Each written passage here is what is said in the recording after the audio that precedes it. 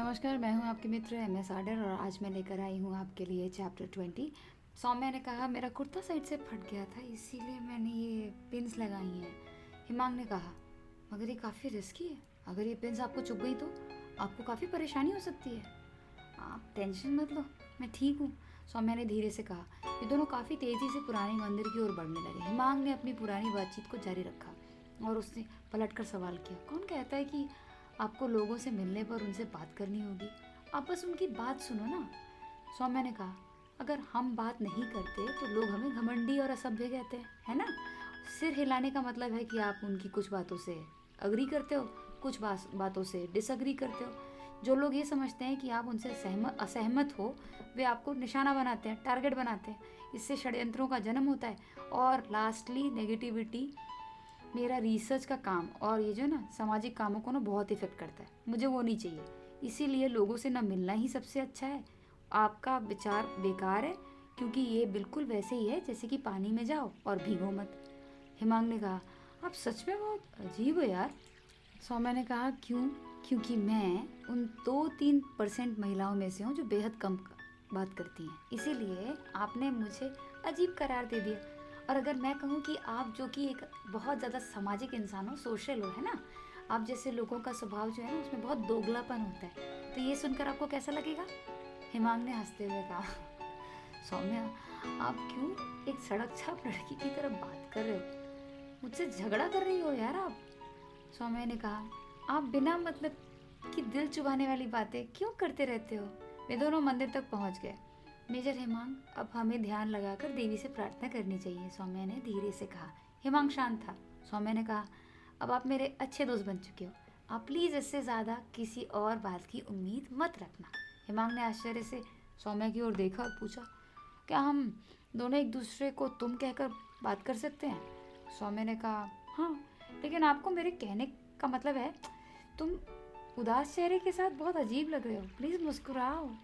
हिमांग ने कहा तो तुमने मेरा प्रस्ताव ठुकरा दिया है क्योंकि तुमने कहा कि हम सिर्फ अच्छे दोस्त बन सकते हैं, तो अब तुम चाहती हो कि मैं मुस्कुराऊं? ये कैसे पॉसिबल है? हिमांग प्लीज़ मुझे प्रेयर करनी है, सौम्या ने बुदबुदाते हुए कहा। हिमांग ने अपनी प्रार्थना में कहा हे देवी माँ, मैं सौम्या को अपने जीवन साथी के रूप में चाहता हूँ। हे देवी माँ, मुझे बहुत सारा धैर्य दो, दृढ़ता प्रदान करो ताकि मैं अपने जीवन में किसी भी प्रकार की स्थिति से निपट सकूं। वहीं सौम्या ने अपने मन ही मन में प्रार्थना की और कहा। हिमांग और सौम्या जैसे ही मंदिर के बाहर आए तो सौम्या ने धीरे से पूछा क्या तुम देवी माँ के बारे में जानते हो?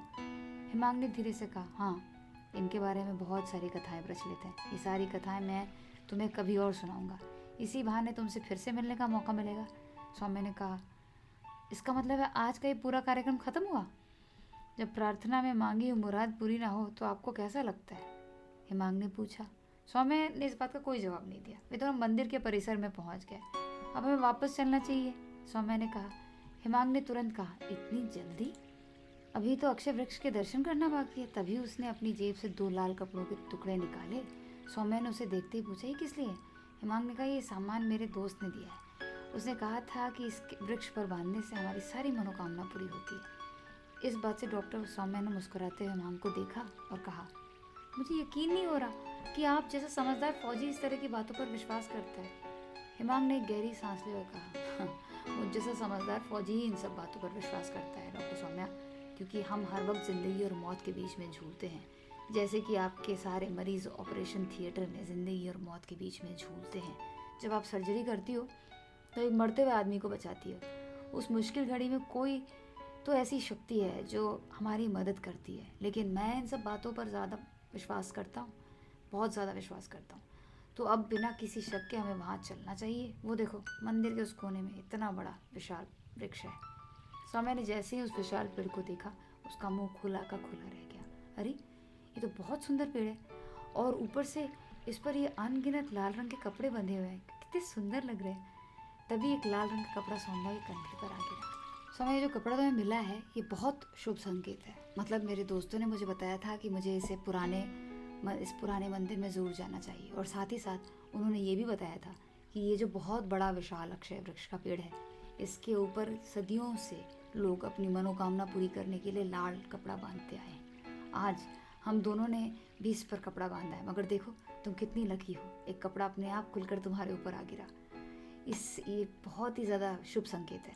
सौम्या उस मन्नत वाले लाल कपड़े को बड़े ही ध्यान से देख रही थी। हिमांग ने कहा, डॉक्टर सौम्या, आप जो भी चाहती हो वो बात बहुत जल्द पूरी हो जाएगी। इतनी देर में हिमांग के ऊपर भी एक लाल रंग का खूबसूरत सा कपड़े का टुकड़ा आ गिरा। तभी सौम्या हंसी और उसने कहा, अरे वाह, अब तो मेजर साहब आप भी लकी हो गए, आपकी मनोकामना पूरी हो जाएगी। तब हिमांग ने मन में कहा, ये कितनी अजीब बात है। मैंने डॉक्टर सौम्या को अपने लिए मांगा और जहाँ तक मैं सौम्या को जानता हूँ उन्होंने पक्का अपनी मनोकामना में हमारे इस रिश्ते को रोकने की पूरी कोशिश की होगी। आखिर देवी माँ क्या चाहती हैं? मगर देवी माँ, मैं यही चाहता हूँ कि डॉक्टर सौम्या ही मेरी पत्नी बने। देवी माँ, हमेशा से आपकी कृपा के लिए थैंक यू सो मच। जैसे ही वे दोनों केबल कार में बैठने लगे कि तभी थोड़ी दूर जंगल में हिमांग को एक वन बाबा दिखे। हिमांग ने जोर से चिल्लाकर आवाज़ लगाई, वन बाबा रुकिए। अब जानेंगे हम आने वाले एपिसोड में कि आखिर क्या होगा नेक्स्ट। दोस्तों, thank you so much for watching this video. अगर आपको ये वीडियो थोड़ा सा भी अच्छा लगा हो तो लाइक कर दो, शेयर कर दो, सब्सक्राइब कर दो, बेल आइकन दबा दो ताकि मैं जब भी नया वीडियो डालूँ तो आपको नोटिफिकेशन पहुंच जाए। मैंने अपनी कई सारी पैशनेट रोमांटिक नॉवेल्स किंडल पर पब्लिश कर रखी हैं।